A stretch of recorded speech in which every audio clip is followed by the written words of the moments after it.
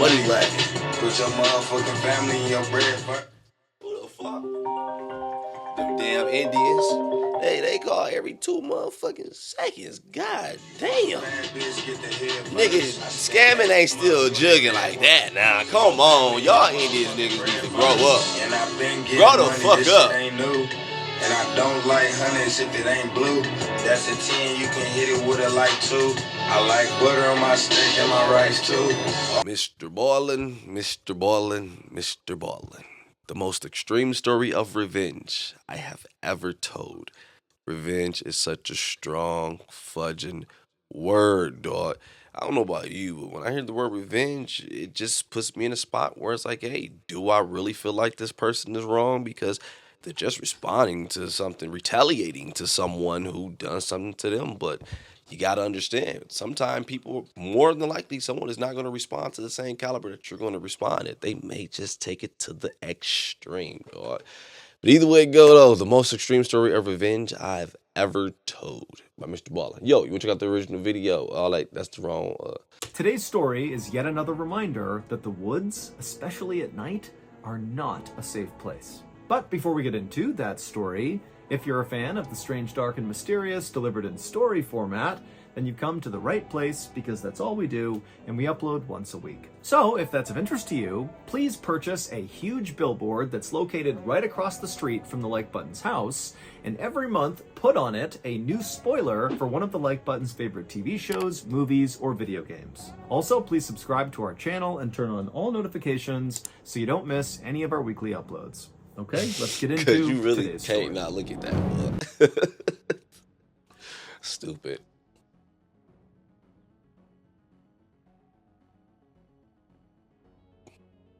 Cat and mouse.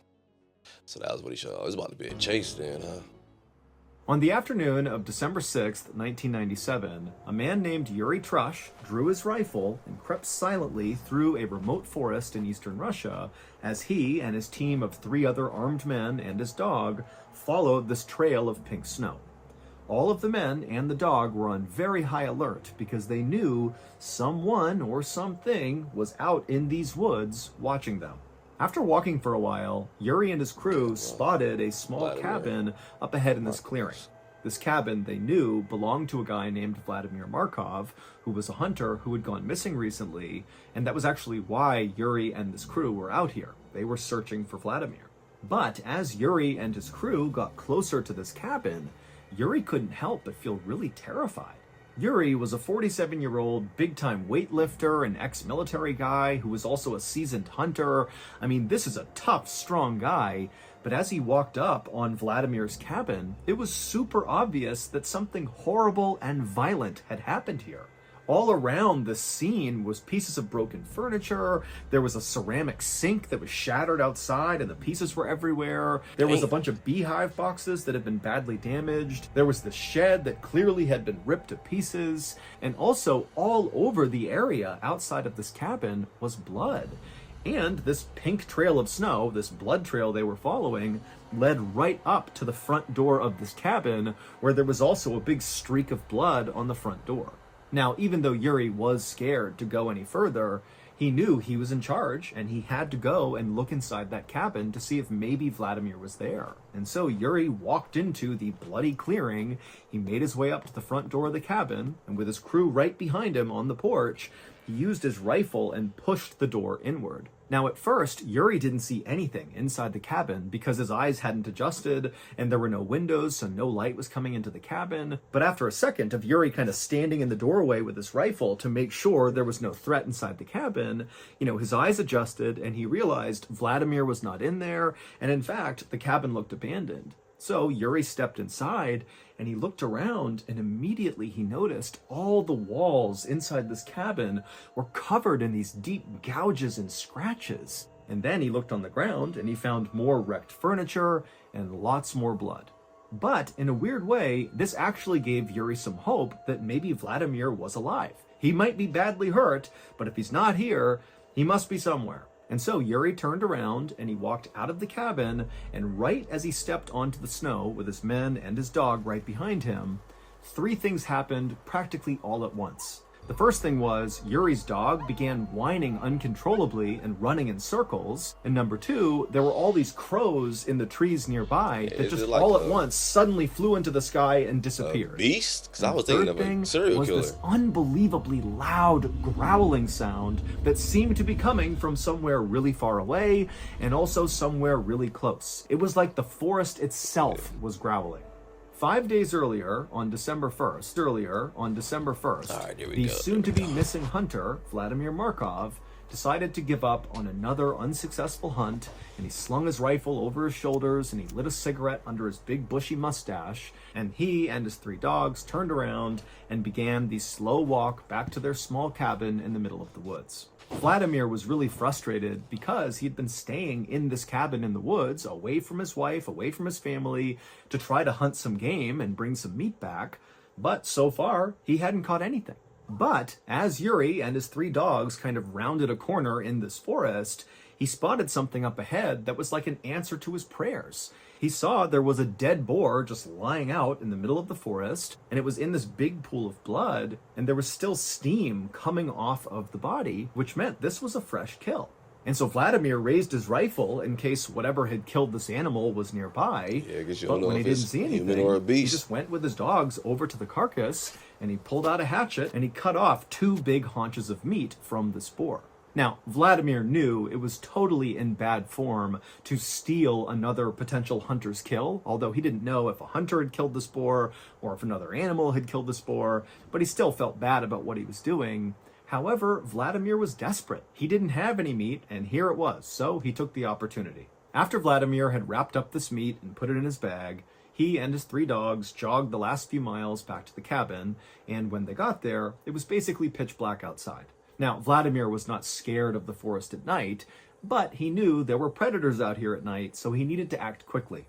So he rushed over to his small shed that was right outside of his cabin, and he put the boar meat inside, shut the door, and locked it, and then he turned to go into his cabin to retire for the night, but after taking only a couple of steps towards his cabin, he realized his 3 dogs had not followed him. And so he turned around, and he saw the 3 dogs were totally on edge, looking out beyond the shed where he had just put the meat.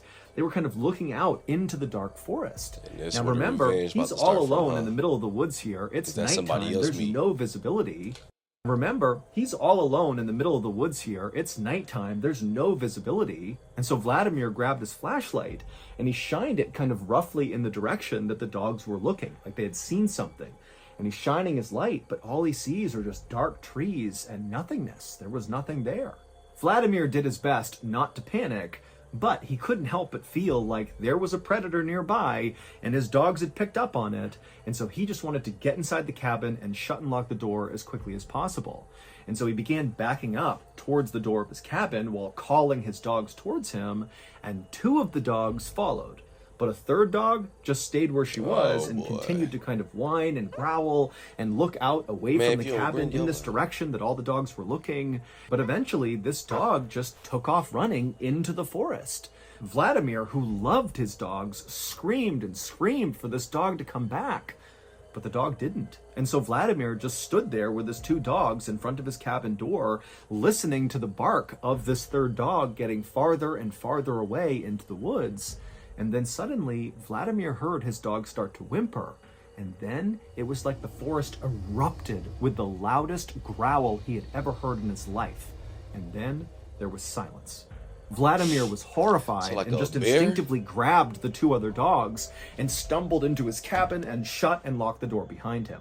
Now, Vladimir adored his 3 dogs. Those were his closest friends in the world, and all he wanted to do was run out there and save that 3rd dog. But just based on how loud that growl was, he knew whatever was out there would kill him. And so this was a suicide mission if he went out there. And so he decided he would just stay put with the 2 dogs. And he just hoped that his 3rd dog somehow survived its encounter with whatever was out there. So I saw the Bell's Canyon at the beginning. If you're enjoying today's And story, then well, I have this exciting cat and news mouse for were you. next, whatever. My So is this, long-awaited I take this very from his first book because I noticed. is out right now. I was It's about to called MrBallen Presents Strange, Dark, and I Mysterious, like the graphic I think stories, he's using the and it's graphic shipping worldwide images in the story. right now. What the hell is about to be going on here, dude? Anyone with $10,000. After sitting in his cabin for only a couple of minutes, kind of consoling his two other dogs, Vladimir heard more activity outside of his cabin. He heard what sounded like wood splintering and breaking. Now, there were no windows in Vladimir's cabin. However, he had drilled a couple of holes, very small holes, in each of the walls of the cabin so he could look out and use them as hunting blinds. And so Vladimir ran to the hole that looked out the front of his cabin towards where his shed was and where this wood breaking sound was coming from. And when he looked out through this hole, remember, it's the middle of the night, there's no lights outside, so he couldn't really see anything. But even in the darkness, when he looked kind of roughly in the direction of the shed where the boar meat was, he could clearly see this huge, shadowy creature moving around really violently, like its body was jerking in different directions. And it was obvious to Vlad that whatever this creature was, it was ripping his shed to pieces, breaking all the wood apart, probably to get in and get the boar meat. And that's when it dawned on Vladimir that whatever this creature was, it very likely was the creature that killed the boar that he stole. And it very likely was the creature that killed the boar that he stole. And now this creature was back to reclaim its meat. And so as Vladimir realized that, he just hoped that whatever this creature was, once it had its boar meat back, that it would just leave and not come after him. However, after this creature had totally decimated the shed, and so by default had clearly reached the boar meat inside, the creature didn't leave. It just sat down and stared in the direction of Vladimir and the cabin. And for several hours, Vladimir just continued to stare out this hunting blind hole at this shadow creature that was not moving. And after a while, Vladimir got tired. The creature wasn't moving. It's the middle of the night. He'd been really busy all day. And so at some point, Vladimir and his two dogs kind of dozed off. And when they woke up a couple hours later, when it was still dark outside, Vladimir looked out the hole again, and he saw the creature was actually now gone. For a second, Vladimir was relieved. He's thinking, great, this thing's gone. I'm safe now. The mountains. The water. I ain't worried about that sky. But yeah, any of those settings, man, where you get these stories that just sounds like anomalies, and they really are, it's hard to just brush them off sometime. I'm going to let this one finish, what goes on here. But so many of them, they're believable. The paper trail is there. You can check for yourself the stories. It continues to happen to people who go there. I do understand that when someone is scared, everything is times 10, times 100, dude. So yeah, you will oversee shit. Like, oh my God, even though it was the pile of clothes on my bed, I think it's a monster. We all saw a demon. We all saw that whole little meme, whatever, right? But that's also not to say someone did not experience some weird shit in the mountains, in the woods, in the ocean. Let's just let it finish. Let's see what happens. Vladimir just continued to stare out this hunting blind hole at this shadow creature that was not moving. And after a while, Vladimir got tired. The creature wasn't moving. It's the middle of the night. He'd been really busy all day. And so at some point, Vladimir and his two dogs kind of dozed off. And when they woke up a couple hours later, when it was still dark outside, Vladimir looked out the hole again, and he saw the creature was actually now gone. For a second, Vladimir was relieved. He's thinking, great, this thing's gone. I'm safe now. But just to make sure, he wanted to go to the other holes he had drilled in the walls of his cabin to look out in all four directions and make sure this creature really was gone. So he stood up and he walked over to one side. He looked out that hole, and all he saw was dark forest, nothing there. He walked to the other side of the cabin to another one of these holes. He looked out it, and again, just dark forest, no creature. Then he goes to the back of his cabin and looks out that hole, and this time, again, he does see just dark forest, but then suddenly something slammed into the wall that he's looking through, and then just as suddenly as this huge collision has happened, as Vladimir is kind of still looking out the hole, this massive yellow eye suddenly lowers down and looks right back through the hole right at Vladimir. It was the shadowy creature that had broken into the shed, and it had never left. And this creature, after quickly looking at Vladimir through the hole, it backed up a little bit, exposing its entire face to Vladimir, And Vladimir, who's so scared he can't move, he's just looking out the hole the whole time. Yeah. He sees this enormous face with all this fur that's covered in blood. That is so trippy to me. Sometimes you get super duper scared and you just don't move. You just to continue Vladimir. doing what's scaring And you. Vladimir, who's It's so like sleep scared he paralysis. can't move, he's just looking it's out the not hole sleep the whole paralysis. time. He sees this enormous face with all this fur that's covered in blood. It's got these enormous teeth and its mouth is open and it's staring right at him like it wants to jump on him and kill him. And then this creature winds up and swipes at the hole and literally rips a bunch of wood off the side of the exit to the other cabin. building, And cabin reflexively, Vladimir just grabs his rifle, raises it, and fires a shot through the hole Vladimir at this tripping out here. creature. And the creature whimpers, turns around, and runs off. Vladimir would stay up the rest of the night. Fuck cabin sound like Evil Dead, dog. Better not find no Necronomicon in that mug. Vladimir just grabs his rifle, raises it, and fires a shot through the hole at this creature. And the creature whimpers, turns around, and runs off. Vladimir would stay up the rest of the night, anxiously bet. looking through each of the holes around his cabin, just anticipating this horrible thing to come right back and try to attack him again. But eventually the sun came up and the creature did not come back. And so Vladimir was thinking, okay, now I'm safe. I can go outside and kind of figure out what's happened here and figure out my next move. And so Vladimir grabbed his dogs. He went to his door. He opened it up. He stepped outside and looked around. He didn't see anything. As a precaution, he fired his rifle into the air to scare off any animals that could be nearby. And when clearly, the creature wasn't here, there's nothing here, he's all alone, he stepped down onto the snow and he noticed these huge prints in the snow, which had to be from this shadowy creature that had tried to attack him. But now that it was daylight, Vladimir can look at these prints up close, and he knew what kind of creature this was. A bear, little This was a Siberian tiger. Ooh, and this was shit. an enormous Siberian tiger. Oh, But makes sense that why was you not saw the the most eye. terrifying part of this discovery. Instead, it was what Vladimir saw these prints doing. These prints circled around the cabin over and over and over again, which meant the night before, after Vladimir fell asleep, this tiger had come up and basically begun stalking him and his two dogs. It must have known they were in the cabin.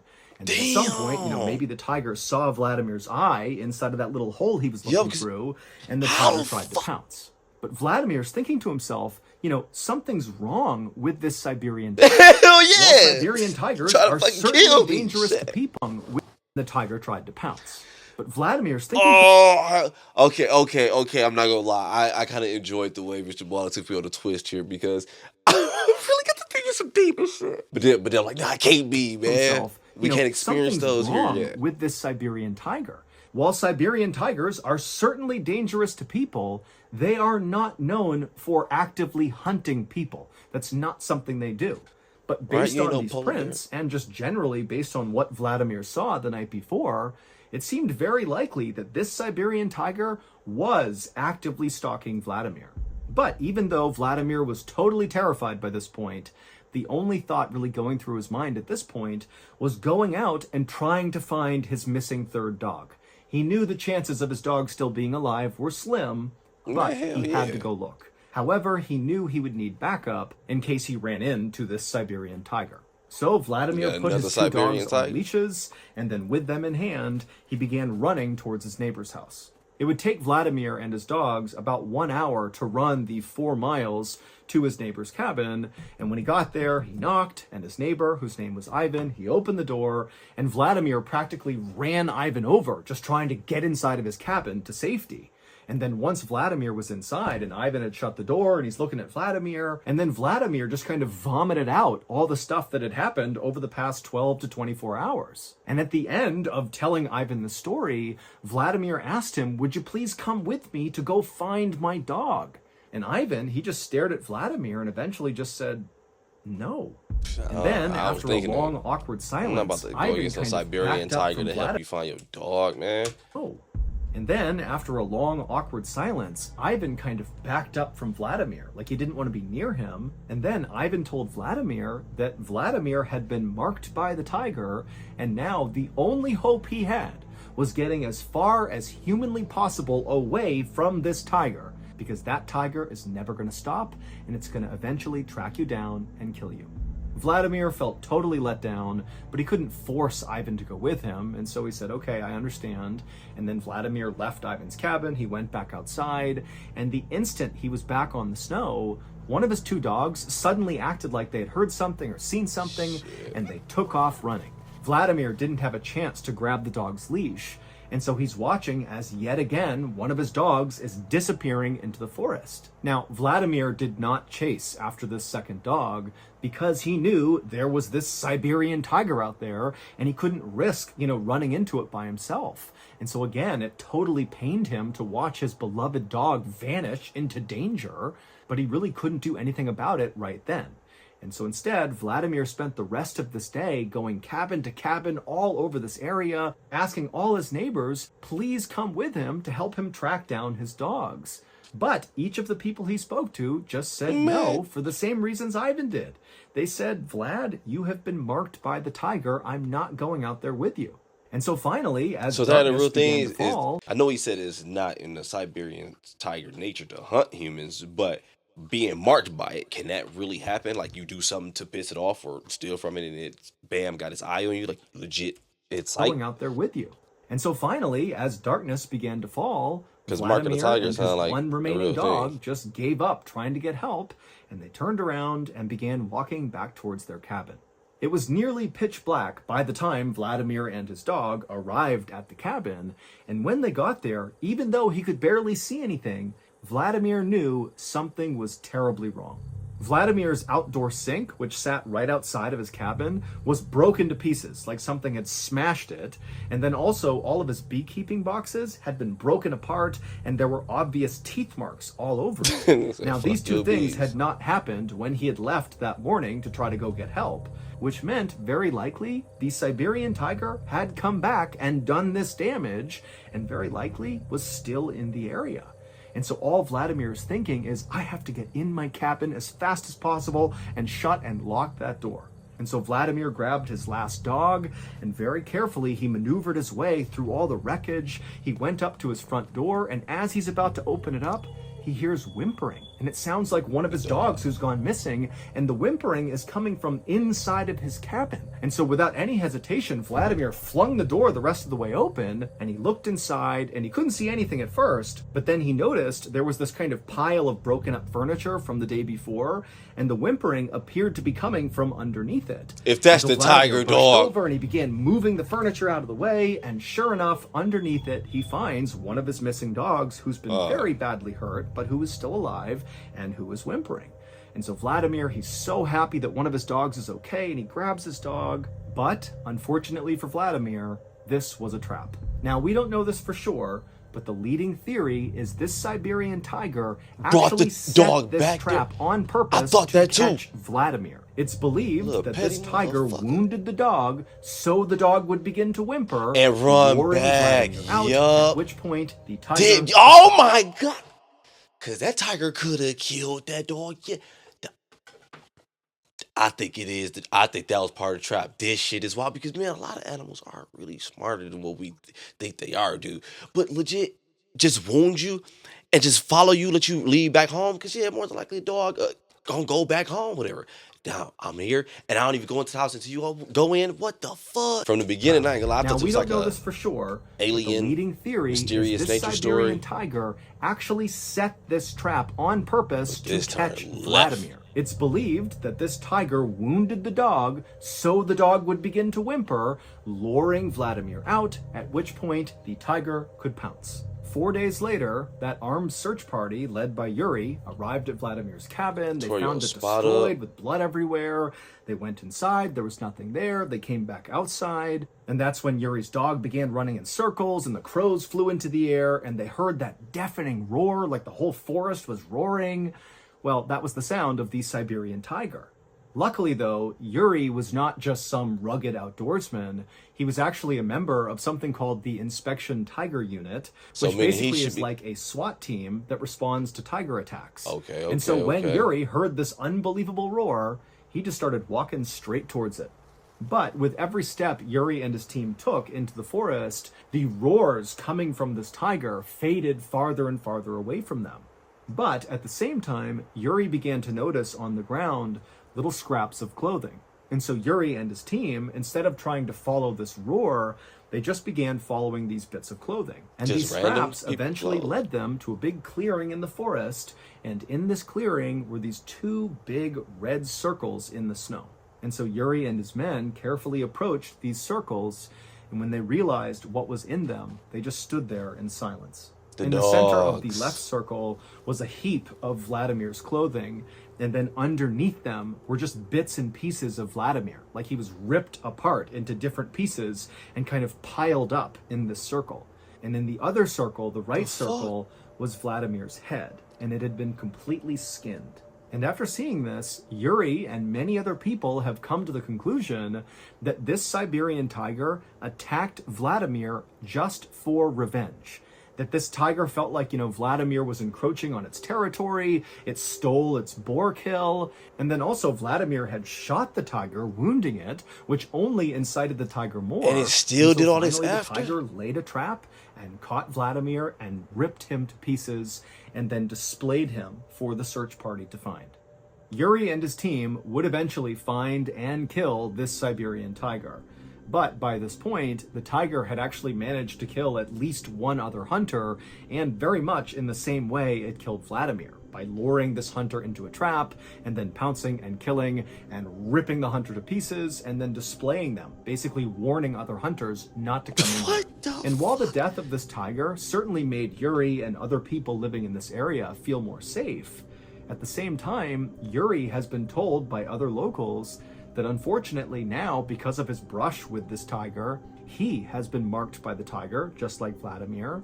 And so, according to legend, at some point, unless Yuri goes far, far away, he's going to be tracked down and killed by a tiger. Man, you telling me one day you just walk out, you just see this tiger?